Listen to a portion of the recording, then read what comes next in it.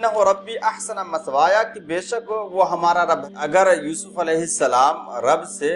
آقا کو، دنیاوی آقا کو مراد لے رہے ہیں، جیسا کہ بعض مفسرین نے کہا ہے، جو بھی وہ عورت تھی جو حضرت یوسف علیہ السلام کو لبھانا چاہ رہی تھی، گویا ایک طریقے سے اس کی فکر اور افکار پہ ایک تماچا تھا کہ اس نے تو چند سال مجھے پالا، تو میں اتنا خیال کر رہا ہوں،